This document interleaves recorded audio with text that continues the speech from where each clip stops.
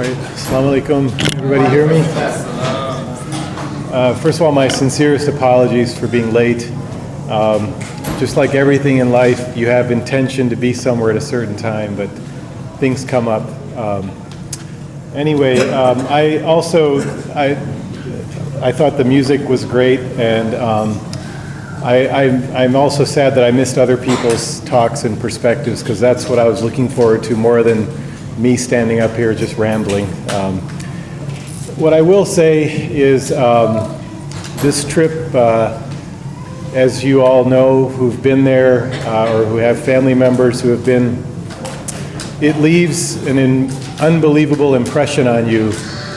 And what I realize is, while we talk about the journey, this is a journey that starts before you even realize it. And it leaves such an impression on you that inshallah the journey will never end.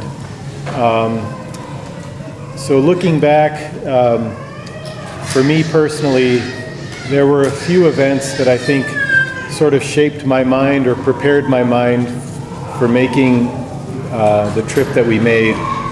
I would say the first was when my father died.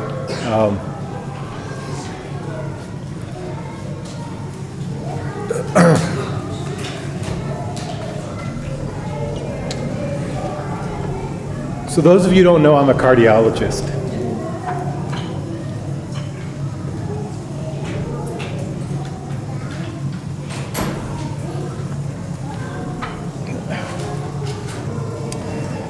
And I had seen my father just on a casual vacation visit, and he was fine, but being the neurotic son, I said, let's do some testing on your heart, because I thought there was something abnormal. Thankfully, all the testing came out okay. And he was given a clean bill of health. What I wasn't ready for was 6 months later to be called that he died.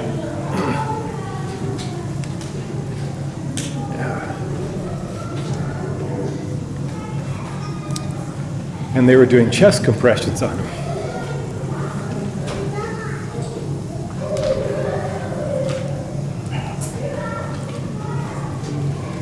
But I realized that this was God's will, and it was actually God's mercy on me that he let me do all the testing so that I could feel good about myself, that I did everything that I could. But God had another plan. And on that day I realized I'm officially an adult. I was 40.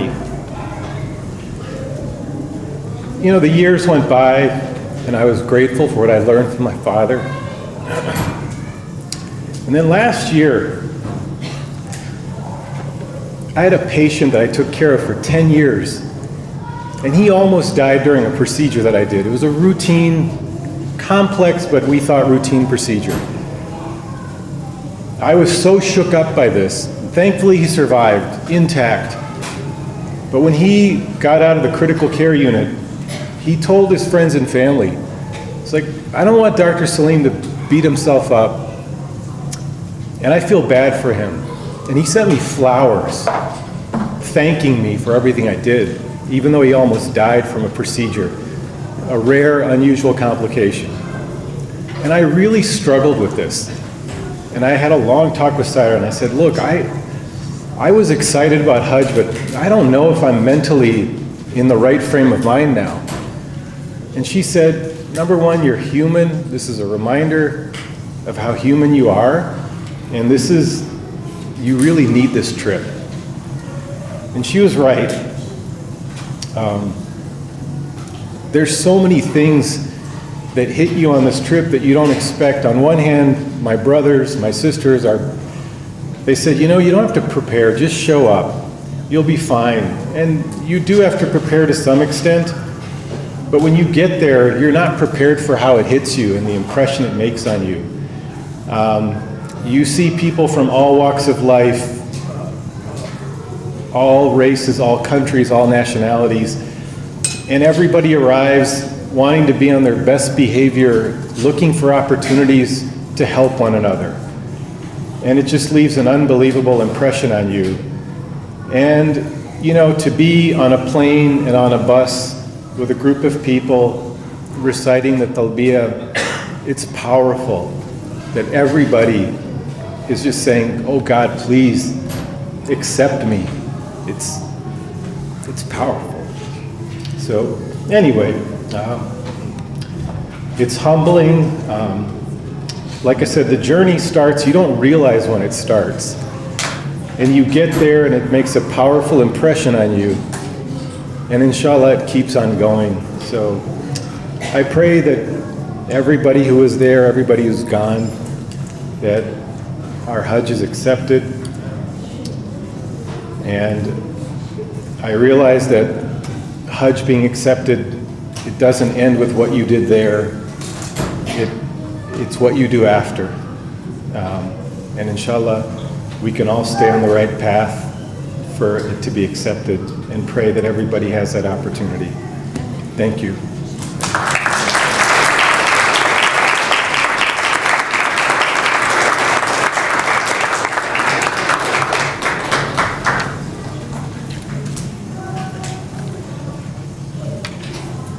Thank you, Moeen. Thank you, Saira. Thank you, Fatima, for sharing. I just want to say if there are any other Hajjis who want to say anything, they can, but they shouldn't feel obligated to. And now we'll begin the ceremony that we do to welcome the Hajjis back officially. And if I could ask our new board member, Bathena, to come and assist me, and also Jihad Shoshara, another board member. Like everything with the Muhammad Webb Foundation, we are focused on trying to create a sustainable Islam here in America. And that involves combining the best of both traditions. You saw that with our wonderful choir, Muhammad Webb Foundation Choir, where we have a long tradition as Muslims of celebrating Allah, honoring Allah, remembering Allah, and remembering His Messenger through song. And family choirs are also a very important part of the American experience culturally, from a family perspective, a community perspective, a religious perspective. And so I'm so happy and proud and really thankful to Amro for all he's doing to put the choir together. And again, if you love that, they're always open and more people can come and join. And for welcoming back the Hajjis, we try to do a similar thing of combining our past traditions from the homelands with what we do in America. So part of that is just being with the Hajjis and hearing their stories. And a uniquely American way in which we recognize people is through award ceremonies. We are not a country that's built on nobility. We're a country based upon achievements and recognizing the achievements of individuals. And as you've heard today from each of the Hajjis, making Hajj is an achievement. It is a great, wonderful achievement, and we want to recognize you for that. So we will give you a certificate. You can put it in your offices above your medical school diploma, because it is that significant, and we want to recognize you for that. As you heard from the speakers, Hajj is also a transformative experience. Labbaik Allahumma labbaik. You are calling out to Allah and asking Allah to invite you, your Rabb. Now, we usually translate Rabb as Lord, but it might be translated better as Nourishor, because God, the Creator, is the thing that takes you from immaturity to maturity, and each according to your own path in your own time. And Hajj is a symbol of that and a culmination of Allah taking you to a particular state of your maturity. And as Cyrus said, you have to be broken down to be built back up. And so to symbolize the purity of the Hajjis, to symbolize the nourishment that they've received spiritually, we also give them each a white rose. Because if you've ever tried to grow roses, it is a very difficult and involved process to create something beautiful that flourishes. There are going to be thorns, there are going to be pricks, there are going to be difficulty.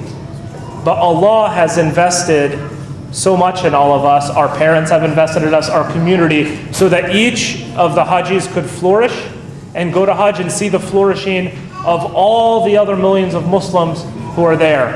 And to symbolize their purity and this flourishing and all that goes into it, we will also give each of the Hajjis a flower.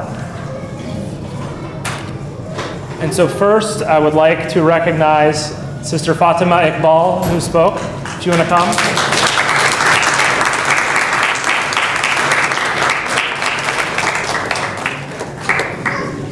And if I can have the Hajjis also just wait up here until they all come up. Brother Wasim Khan.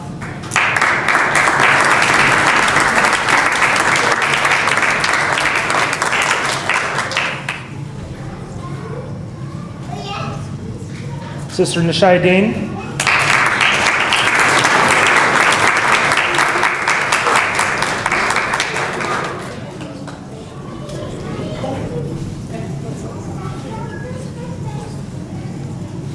Moeen Salim.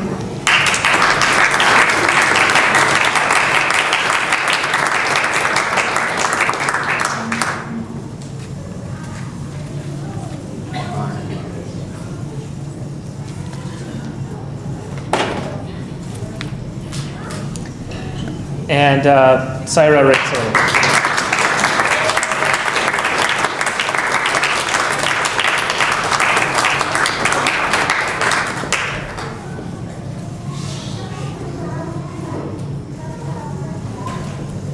So one more time, one big hand for all of the Hajjis.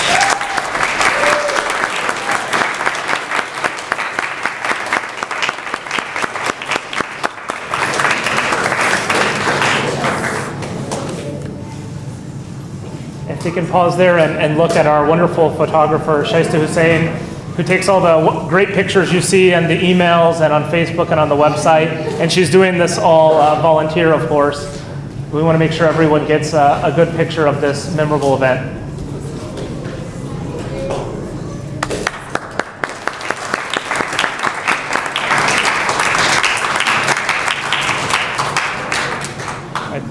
Thank you to all the Hajjis.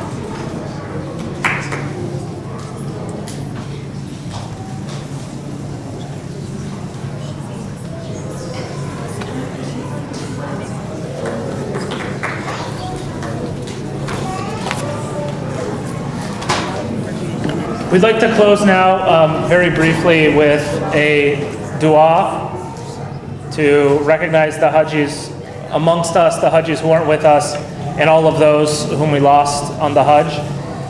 So first, I would just like to take a moment of silence for each of us to think and reflect upon all of those who answered Allah's call, who went on the Hajj. They came from Allah, and while they were on the Hajj, He called them back to Him.